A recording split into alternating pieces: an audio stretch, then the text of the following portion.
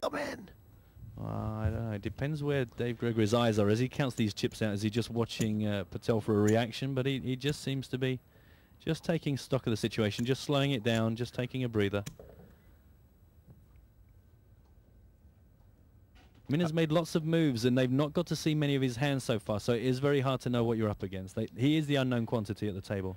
I mean, obviously, Matt, he cannot call here, but he may have thought that a re-raise would push Min off. Little does he know that Min's got the nuts. Hopefully I can show the same discipline that I showed in the first set. I was pretty disciplined in some of the folds I made, and hopefully I can carry that through. But I don't know what to expect. I haven't particularly got a game strategy in mind, so just going to go in there and see how it goes.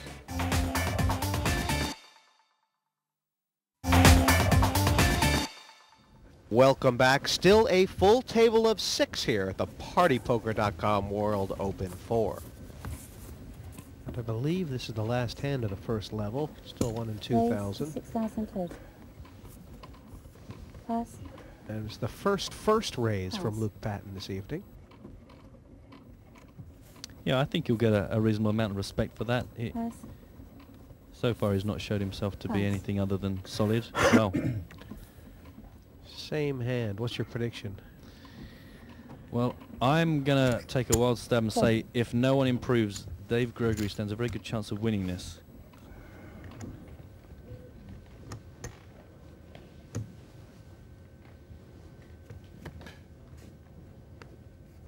Oh, this will be fun.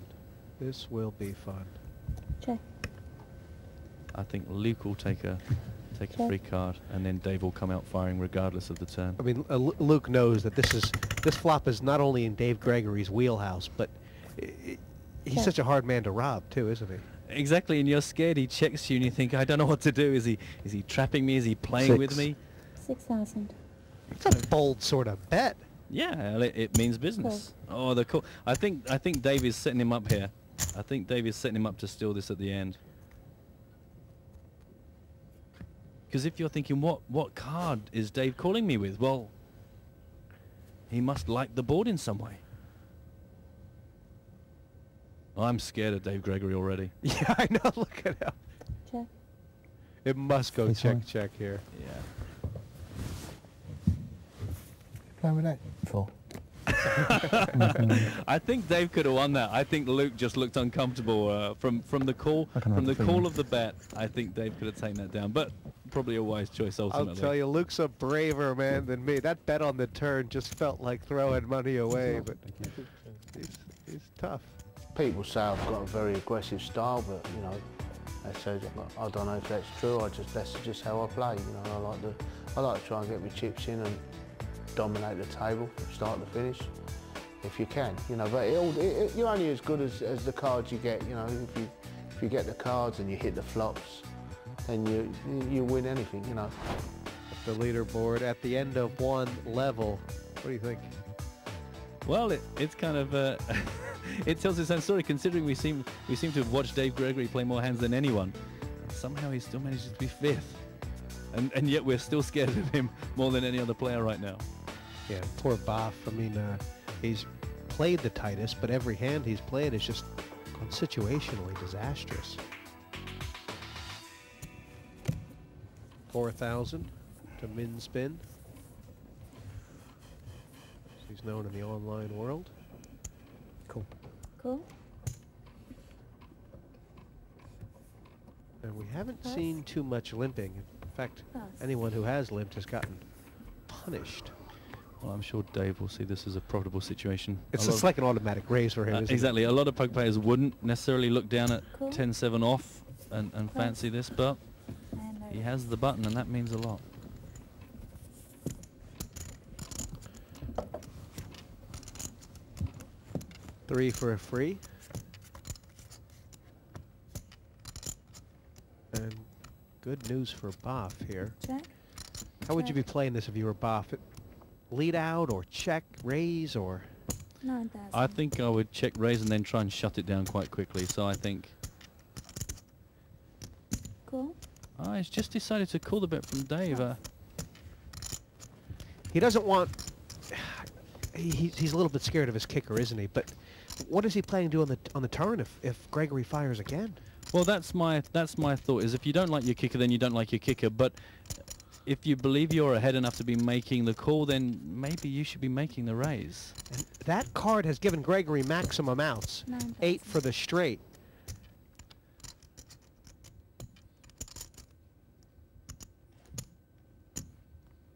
Cool. I wonder if either of these players know where they're at.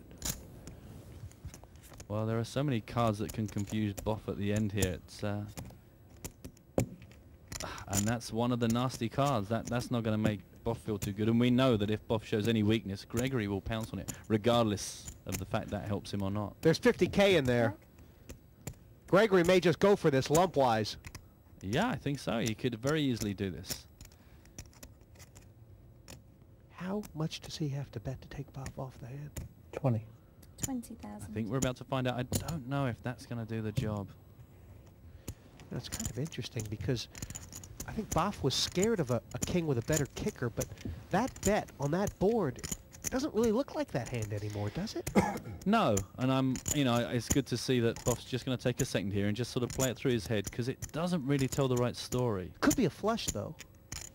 It could be a really small flush that Dave wasn't expecting to make. This is a really tricky one. This is a real make or break, and it's also nasty because we know that if you get this wrong, you could be setting yourself up to be the first knocked out, and no one wants to be that person. These are the tough decisions that you don't dream about when you're lying in bed imagining being on TV. You imagine the easy decisions, but this is a tough one. Yeah. This is prickly. And especially up against Dave Gregory, because if you're saying, okay, let's picture the hands that can beat my King 3 right now, there are so many, and could Dave have them? Absolutely.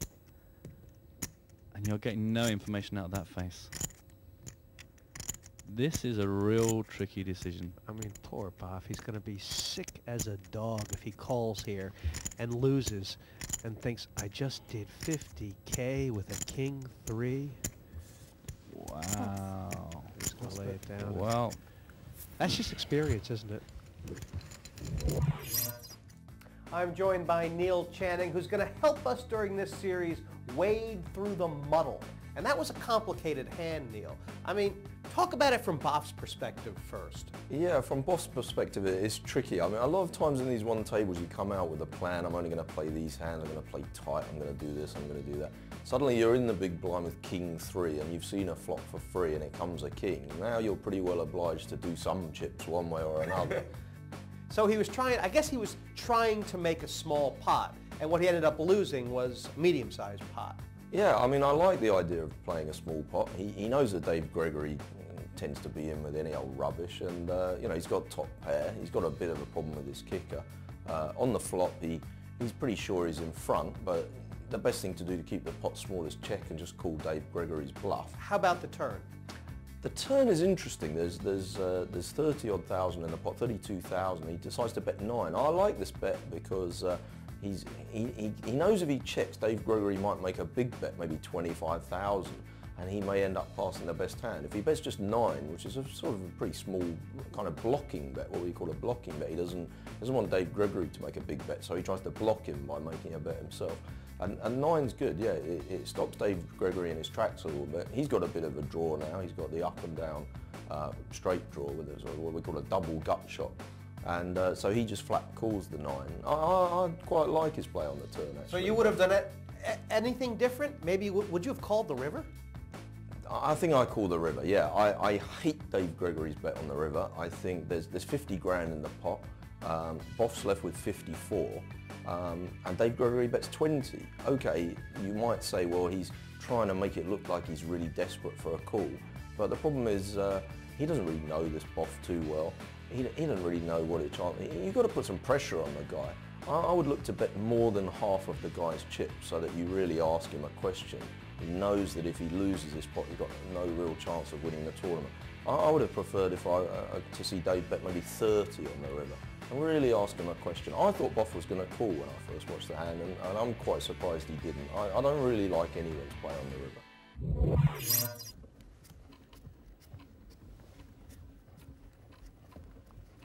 In on the button, Boff under pressure.